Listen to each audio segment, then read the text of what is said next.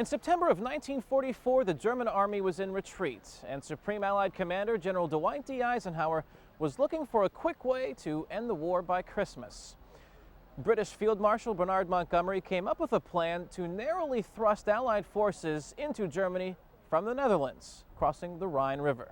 The operation became known as Market Garden and would involve Polish, British, and U.S. forces. It was one of the largest airborne operations in history and would become one of the greatest disappointments of the Second World War. 60 years later, Allied veterans returned to the Netherlands to mark the occasion and to remember a mission that became known as a bridge too far. Lisa Van Berkel remembers vividly the day the Americans came to Eindhoven. That was on a Sunday in September, the 17th, and not far from where we were living. We didn't know at that time that they were Americans, but soon we heard and we could see on their arms they had an American flag on it. So we were overjoyed to be free again, of course. Even though Operation Market Garden failed and the Americans withdrew from this area several days later, the people of Eindhoven consider September 18th to be their Liberation Day. You know that woman? A close bond that was forged with their American liberators 60 years ago is what draws veterans back to this region of Holland. Here in Eindhoven, their sacrifice is remembered and honored. I think they're wonderful people, and it makes it all more worthwhile to have served, knowing just how they respect us and that we contributed something. It's something that I never believed that would happen. And these kids are unbelievable.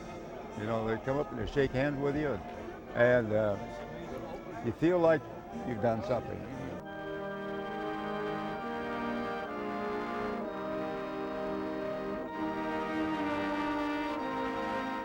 In this small park near the outskirts of town, the mayor of Eindhoven brought Dutch and American veterans together to unveil a plaque dedicated to the 101st Airborne Division. Representing the 101st were two veterans of the 506th Parachute Infantry Regiment that dropped into Eindhoven 60 years ago. Wild Bill Guarnere and Babe Heffron, men of Easy Company, made famous by the HBO miniseries Band of Brothers, are legendary in Eindhoven not because of a book or a movie, but because of their service and sacrifice. It's the very reason Bill Guarnere has made 13 trips to Eindhoven since the end of the war. I love the people, and I want to keep the memories of all the kids that got killed and the ones that have died alive. All I get is questions about them all the time. You know, we done our job, and then we went down the road, so to speak. And but today, it's unbelievable. One of the key objectives of Operation Market Garden was to secure the bridges along a route that became known as Hell's Highway.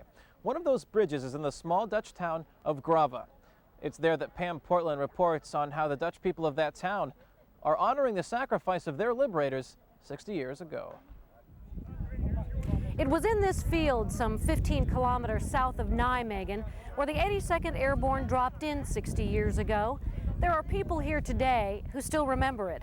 For them, it was the first sign of freedom. For their children and grandchildren, it's become a very important part of their history. The Dutch are proud of their paratroopers who have come on this day to commemorate another unit, the U.S. 82nd. In this part of the Netherlands, the all-American 82nd has a revered chapter in local history and in the hearts of many a family. I was 9 years old. My parents and all our friends and family were thinking, this is the end of the war. My birthday was 15 September 1944. 2 days later, on a beautiful day like this, the British landed near Arnhem in a place called Oosterbeek. The American 82nd Airborne Division landed right here in Grave, close to the bridge. 6 decades after the war, the Dutch are still looking for ways to carve the legacy of the 82nd into stone. This year, on the 60th anniversary, the citizens of Grave decided to rename a bridge after the soldier who liberated it. It was Lieutenant John Thompson. They invited his widow and son and the U.S. ambassador to the site. His family says he never talked about the war, but he spoke with pride about being a part of the 82nd.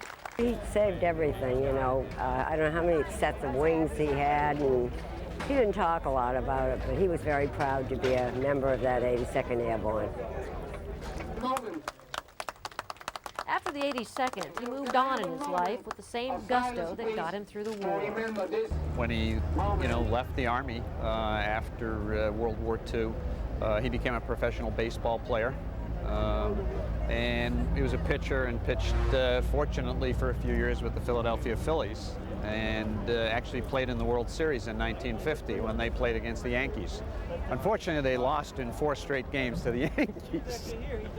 But, and I think, that was probably one of the things that helped him deal with the aftermath of the war, is that he went back to play another game. The Dutch also invited soldiers of the 82nd and hundreds of World War II veterans, British, Americans, and Dutch, all who had fought here so many years ago. And true to their legacy, those former soldiers who could performed color guard duty, standing for hours through countless ceremonies. And this year, there were many.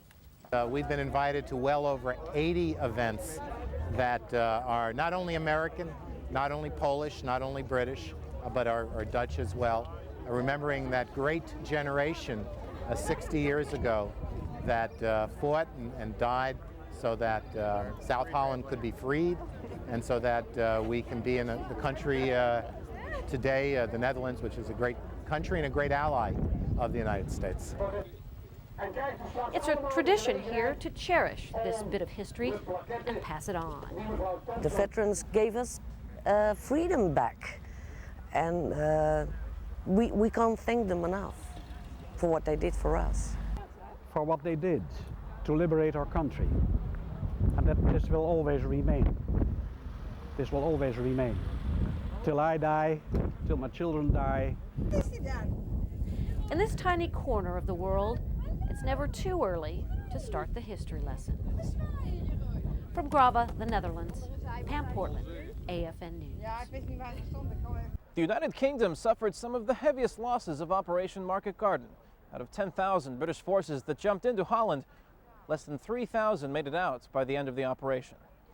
To remember those who paid the ultimate sacrifice in the name of the British Empire, Charles, Prince of Wales, and Queen Beatrix of the Netherlands gathered here at the Airborne Cemetery in Oosterbeek to pay their respects.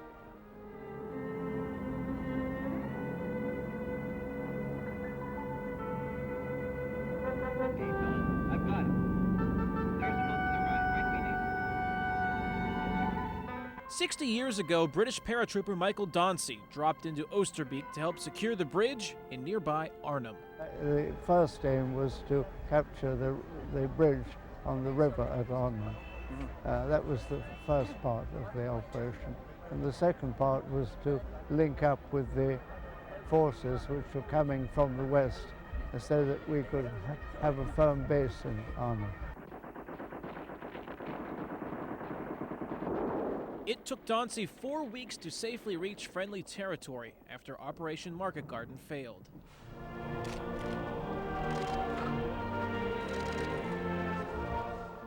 Today, Dauncey has returned to Oosterbeek to thank his friends in the Dutch underground for helping him escape, and to honor the memory of his friends, many of whom are buried right where he gave this interview.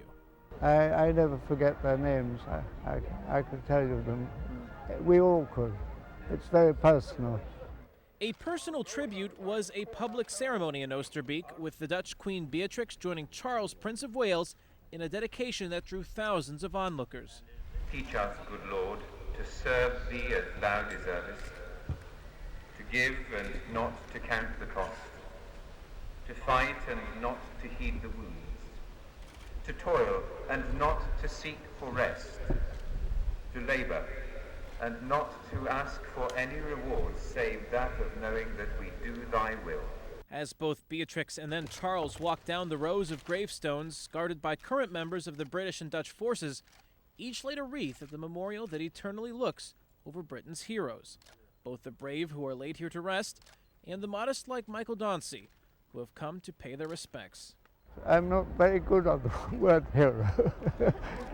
But I mean, we all work together. Working together is what made Arnhem's Bridge Too Far a bridge to the future and helped secure a place in history for the brave men of Operation Market Garden who did the best they could against the worst they faced.